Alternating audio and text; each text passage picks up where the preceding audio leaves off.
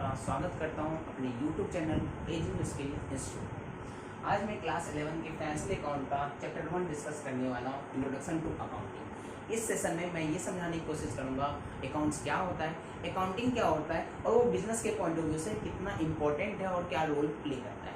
Suppose एक example में mister भोला है, उन्होंने एक बिजनेस को स्टार्ट करा है। मिस्टर भोला ने बिजनेस को स्टार्ट करा, रन कर रहे हैं। एक महीने के बाद, एक साल के बाद अब वो जानना चाहते हैं कि बिजनेस में कितना एक्सपेंसेज हुआ है, कितना इनकम हुआ है, कितना लॉस हुआ है और बिजनेस की कितनी अपनी प्रॉपर्टी हो गई है और बिजनेस के कितने लोन हो गए हैं, कर्ज हो गए, कितनी लायबिलिटीज हो गई है, कितना उनके बिजनेस को देना पड़ेगा बाहर आउटसाइड में, ये अब जानना चाहते हैं। इसका मतलब बिजनेस के सभी इंफॉर्मेशन का पता लगाना चाहते हैं।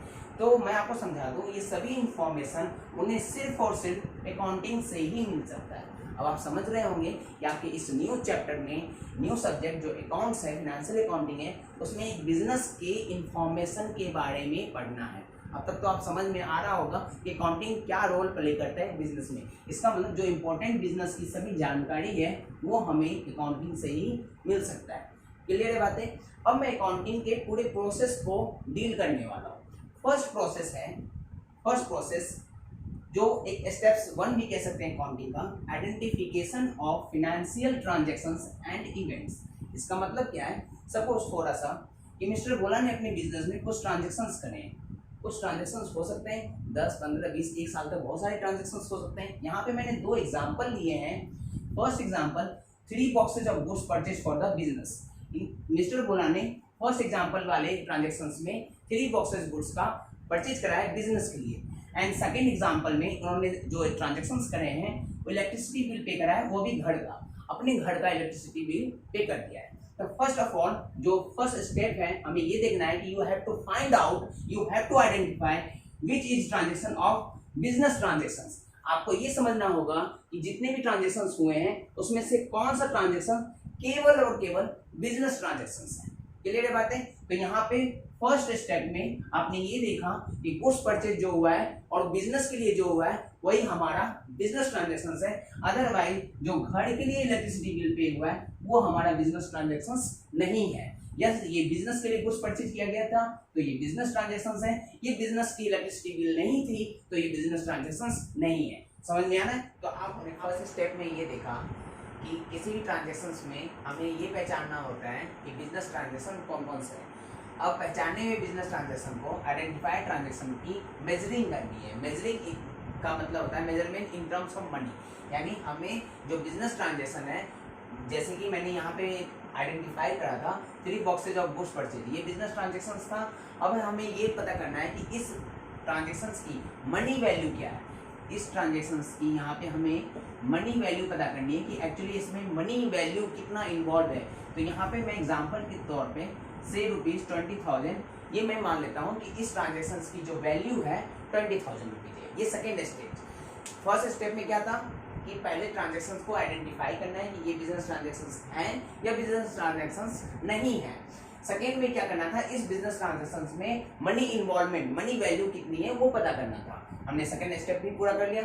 अब थर्ड स्टेप में क्या है कि सबसे पहले हमने आइडेंटिफाई करा, फिर मनी वैल्यू पता कर लिया। अब इससे जो पता चल चुका है कि ये ट्रांजेक्शन हो चुका है, वो ट्रांजेक्शन की वैल्यू ये है, तो मैं उसे किसी भी रजिस्टर में नोट कर लूंगा। जैसे कि लिख लूंगा, पता चल जाए कि हाँ ये ट्रांजेक्शन हुई है। जैसे सेल हुआ है या परचेज हुआ है, 20,000 का परचेज हुआ है, तो मैं किसी कॉपी में लिख लूंगा।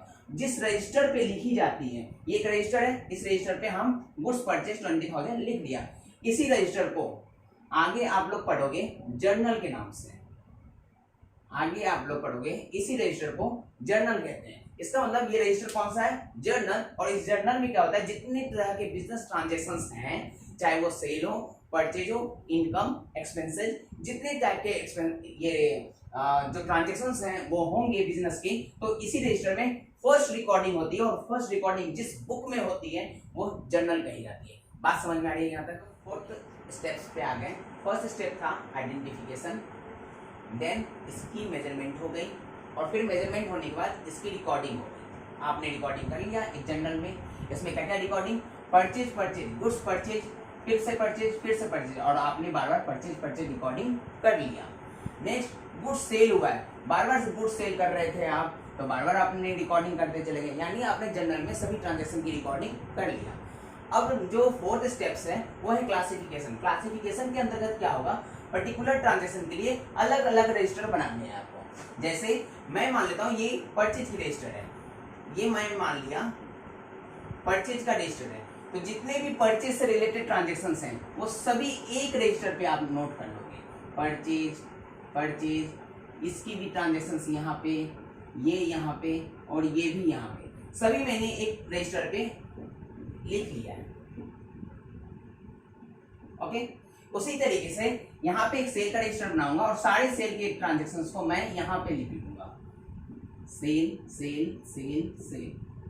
अब आप कहोगे इसका क्या फायदा हो गया, इसका ये फायदा हो गया कि जब भी मुझे अब पता करना होगा कि मैंने कब कब परचेज करे हैं, तो मैं इसे ढूंढता नहीं रहूंगा कहाँ परचेज है कहाँ परचेज नहीं है, ये मुझे ढूंढने की जरूरत नहीं है। मैं क्या करूंगा, परचेज के रजिस्टर खोलूंगा और मैं जिस डेट का परचेज का इंफॉर्मेशन पता करना होगा मुझे यहाँ इजिली अवेलेबल हो जाएगा। उसी तरीके से मैं सेल पता करने के लिए बार बार रजिस्टर नहीं ओपन करूंगा, बस सेल का रजिस्टर में जाना है, जिस डेट की सेल चाहिए और उस डेट की सेल का इंफॉर्मेशन आपको मिल जाएगा। ये जस्ट लाइक आपको किडिंग, जब आप छोटे बच्चे होते हैं तो उसमें होता है कि रफ बुक में क्या कर लेते हो, मैथ भी लिख लेते हो, साइंस भी लिख लेते हो, एसएसटी भी लिख लेते हो, सारे लिख लेते हो, लेकिन जैसे ही आप घर पहुंचते हो तो आप उसको फेयर करते हो। यहाँ भी वही है, फर्स्ट रजिस्टर में यानी जनरल वाले बुक में सभी ट्रांजेक्शन्स को एक साथ लिख लेना है जब हैपेंस होते हैं, और जैसे ही ट्रांजेक्शन डन हो गया आप उसको अलग अलग फेयर तरीके से कर सकते हैं। इस ट्रांजेक्शन के रजिस्टर में अलग अलग ट्रांजेक्शन को रिकॉर्ड कर सकते हो। क्लियर है? इसका मतलब हमने इसी प्रोसेस को आप यहाँ कह सकते हैं क्लासीफाई कर रहे हो, आप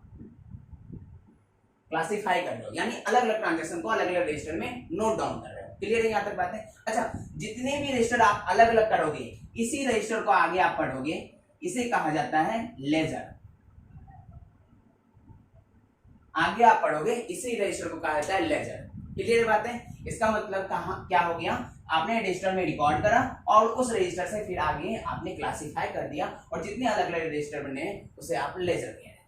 ये फोर्थ स्टेप कंप्लीट हो गया। फिफ्थ स्टेप में क्या होता है, समराइजिंग। समराइजिंग का मतलब क्या है कि आपने अलग अलग रजिस्टर बना तो लिया, परचेज का, यहां भी सेल का बना लिया, तो आप इसका क्या करोगे, आप क्रक्स निकालोगे। क्रक्स का मतलब क्या होता है, समराइज कर देना सभी डाटा को।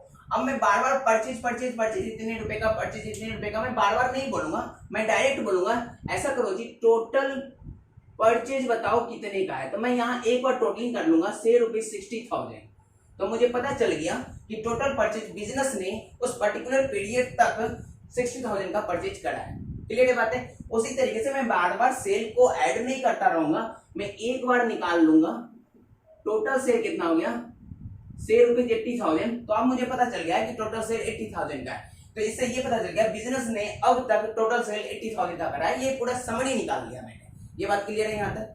अच्छा, आगे आप इसको पढ़ोगे, इस समराइजेशन के अंदर ट्रायल बैलेंस पढ़ना होता है, प्रॉफिट एंड लॉस अकाउंट बनाना होता है और ये बैलेंस शीट होता है। ये आप 17-18 चैप्टर में पढ़ोगे, ये भी 17-18 चैप्टर में पढ़ोगे और ये चैप्टर 12 में पढ़ोगे। आगे हम डिस्कस करेंगे। फर्स्ट आपने यहाँ तक देख लिया, फिर से मैं एक न्यूमेरिक कोड होता है, मैं फिर से रिकॉल करवा रहा हूँ। आपने बिजनेस ट्रांजैक्शन को आइडेंटिफाई करा है, फिर आपने उसकी मेजरमेंट वैल्यू पता करी है, फिर आपने उसकी रिकॉर्डिंग भी कर लिया, राइट ना? रिकॉर्डिंग कहाँ कर लिया, जर्नल में। आपने इसकी रिकॉर्डिंग जर्नल वाले बुक में कर लिया। फिर आप इस जर्नल से क्या कर रहे हो, आप क्लासीफाई कर रहे हो, जिसे आप लेजर भी कहे थे। ठीक, अब आपने इसकी समराइजेशन कर लिया, क्रक्स निकाल लिया। क्लियर है बातें यहाँ तक? अब हम लोग 6th स्टेप पे पहुंचेंगे। अब हम लोग 6th स्टेप पे आ गए, एनालाइजिंग एंड इंटरप्रिटेशन। हमने क्या करा, अब तक इंफॉर्मेशन निकाल लिया समराइजेशन के पास, अब मैं एनालाइजिंग कर रहा हूँ। एनालाइजिंग का मतलब क्या होता है, विचार करना, इंटरप्रिटेशन करना, उसकी क्रक्स निकालना, उसके बारे में बातचीत करना, उसका रिजल्ट पता करना। तो उसमें क्या होता है, हम एक डाटा तैयार कर रहे हैं, टोटल परचेज ये है, ओके, टोटल सेल ये है, और भी बहुत सारे ट्रांजेक्शन्स होते होंगे, कंपनी है, बहुत सारे ट्रांजेक्शन्स होते होंगे, टोटल एक्सपेंसेस होते होंगे, टोटल इनकम होते होंगे। उसके बेसिस पे एनालिसिस हो रही है। अब यहाँ पे सीए का काम स्टार्ट हो गया, जैसे आप चार्टर्ड अकाउंटेंट कहते हैं, इसका काम स्टार्ट हो गया। वो क्या कर रहा है यहाँ पे एनालिसिस करके, अच्छा ये रिजल्ट तैयार कर रहा है। ये रिजल्ट में क्या तैयार कर रहा है, कंपनी ने कितनी प्रॉफिट अर्न करी है, या कंपनी को लॉस हुआ है, ये सारी रिजल्ट तैयार कर रहा है वो, उस पर एनालिसिस हो रही है, ये बातें पता कर रहा है। अच्छा कंपनी के पास कितना एसेट्स हो गया, अच्छा कितनी लायबिलिटीज हो गई, कंपनी कहीं डूब तो नहीं जाएगी, ये सारे परफॉर्मेंस का एक रिजल्ट तैयार किया जा रहा है, एनालिसिस हो रही है, और ये चार्टर्ड अकाउंटेंट के द्वारा होता है। तो ये 6 स्टेप में होता है। क्लियर है बातें। सेकेंड स्टेप में क्या होता है, जब चार्टर्ड अकाउंटेंट एक रिजल्ट तैयार कर लेता है जिसके अंतर्गत वो पता लगाता है कि प्रॉफिट हुआ है तो कितना हुआ है, या लॉस कितना कंपनी ने बियर करा है, कंपनी के पास एसेट्स और लायबिलिटीज कितनी हो चुकी हैं, कंपनी ने कितना इनकम और एक्सपेंसेस जनरेट करा है, ये सब पता लगाने के बाद एक रिजल्ट तैयार कर लेता है, और उस रिजल्ट को इस एक तरीके से, ये इंफॉर्मेशन है बिजनेस का, तो ये इंफॉर्मेशन एक तरीके से कम्युनिकेट कर देता है यूजर को। अब यूजर कौन कौन से होते हैं वो मैं एक एग्जांपल से आपको समझाता हूँ। जैसे किसी स्कूल में हम एडमिशन लेने जाते हैं, तो हम जानना चाहते हैं कि स्कूल का परफॉर्मेंस क्या है, तो स्कूल वाले हमें क्या देते हैं, प्रोस्पेक्टस देते हैं, है ना। हम उस स्कूल के सारे बायोडाटा पढ़ते हैं, अच्छा स्कूल ने इतनी अचीवमेंट ली है, अच्छा स्कूल ने इतने अच्छे बच्चों को पढ़ाया है, ओके स्कूल के पास इतनी अच्छी फैसिलिटीज है, ये सारा मैं उसके प्रोस्पेक्टस में देखता हूँ। उसी तरीके से जो बिजनेस में इन्वेस्ट करना चाहते हैं, या जो बिजनेस को सप्लाई देना चाहते हैं, या जिनका इंटरेस्ट हमारे बिजनेस में है, वो हमारे यूजर कह जाते हैं, और वो यूजर को हमारे सभी बिजनेस के बारे में इंफॉर्मेशन पता होना जरूरी है कि हमारे बिजनेस में कितनी प्रॉफिट, एसेट्स, लायबिलिटी ये हो रही है। उसी तरीके से ये हमारी कंपनी का रिजल्ट यानी प्रोस्पेक्टस हमारे यूजर्स को दिए जाते हैं, ताकि यूजर्स उस प्रोस्पेक्टस को पढ़ें और हमारी कंपनी में इंटरेस्ट लें। ये समझ में आया यहाँ तक कहानी। Okay, now I am discussing कि अकाउंटिंग अब तक आपको क्या बताया है। हाँ, तो अब मैं ये बताने वाला हूँ कि अकाउंटिंग ने अब तक हमें क्या बताया है। सबसे पहले बिजनेस ट्रांजैक्शन को आपने आइडेंटिफाई करा था, फिर उसे मैंडेटिंग मेजरमेंट में मेजर करा था, फिर उसे आपने जर्नल में रिकॉर्ड कर दिया, सबसे पहली बात। दूसरा, आपने फिर इसकी लेजर बनाई, फिर उसने समराइज करा, समराइज में आपने 3 चीज़ें पढ़ी है, 3 चीज़ें आपने समझा, ये चीज़ें होंगे, और फिर आप इसका रिजल्ट बनाते हो, और फिर रिजल्ट को आप यूजर के पास ट्रांसफर करते हो। इसका मतलब अकाउंटिंग में ये 7 प्रोसेस इन्वॉल्वमेंट है, और इसे मैं एक न्यूमेरिक कोड से याद करवाता हूँ, IMRC SAC, identified, measurement, recording, classifying, summarisation, interpretation, analysing and interpretation and communicating to user. इस तरीके से न्यूमेरिक कोड होता है IMRC और SSC। ठीक है, अब आपको एग्जाम में प्रोसेस ऑफ अकाउंटिंग पूछे, या फिर कैरेक्टरिस्टिक्स ऑफ अकाउंटिंग पूछे, या एट्रीब्यूट्स ऑफ अकाउंटिंग पूछे, सबका जवाब ये IMRC SSC ही होगा। ये बात समझ में आ रहा है। अच्छा, यहां तक आपको समझा दिया गया है अकाउंटिंग के थ्रू कि अब बिजनेस में ये इंपॉर्टेंट 7 स्टेप्स के जरिए बिजनेस में क्या रोल प्ले हो रहा है। क्लियर है बातें। अच्छा, अब मैं अकाउंटिंग का डेफिनेशन बताने वाला हूँ। अकाउंटिंग का डेफिनेशन में क्या कह रहा है, ध्यान से समझिएगा। पहले मैं अगर अकाउंटिंग का डेफिनेशन बताया था तो इसमें टेक्निकल चीजें इतनी है कि आपको समझ नहीं आती, बट अब आएगी समझ में। अकाउंटिंग का डेफिनेशन में क्या कह रहा है, ध्यान समझिए। Accounting is the art of recording, classifying and summarizing in a significant manner in terms of money, okay, transactions and events, okay, which are in part of at least of financial character, okay, and interpreting the result thereof। इसका मतलब इस 7 steps पूरा इनके definition में कैसे, सबसे पहले identify करना है कि बिजनेस ट्रांजैक्शंस है या नहीं है। तो यहाँ पे सबसे पहले लिखा हुआ है कि which are in part at least वो फाइनेंशियल कैरेक्टर होना चाहिए, यानी बिजनेस कैरेक्टर, बिजनेस ट्रांजैक्शंस होने चाहिए, हमने ये आइडेंटिफाई करा। उसके बाद ये इन टर्म्स ऑफ मनी होना चाहिए, ये भी आपने पता कर लिया, ओके। फिर आप इसकी रिकॉर्डिंग करेंगे, ओके, रिकॉर्डिंग भी करेंगे। फिर यहाँ पे आप क्लासिफाइंग भी करेंगे, ठीक है, आपने क्लासिफाइंग भी कर लिया। समराइजिंग भी करना है आपको, ओके, समराइजिंग भी कर लिया। उसके बाद जो रिजल्ट आता है उसे एनालाइजिंग करनी है और इंटरप्रिटेशन करना है, एनालाइजिंग एंड इंटरप्रिटेशन भी करना है। जब ये स्टेप हो जाएगा तो आपका प्रोस्पेक्टस तैयार हो जाएगा, फिर आप इसे कम्युनिकेट कर देंगे यूजर्स को। इसका मतलब अकाउंटिंग खुद अपने आप में अपने डेफिनेशन में 7 स्टेप्स को इन्वॉल्वमेंट कर रखा है, यानी आपको ये 7 प्रोसेस दोहरानी है, तब ये अकाउंटिंग प्रोसेस कंप्लीट होती है। क्लियर है यहाँ तक। इसका मतलब आज हमने अकाउंटिंग क्या होता है बिजनेस के पॉइंट ऑफ व्यू से ये समझ चुके हैं। Thank you.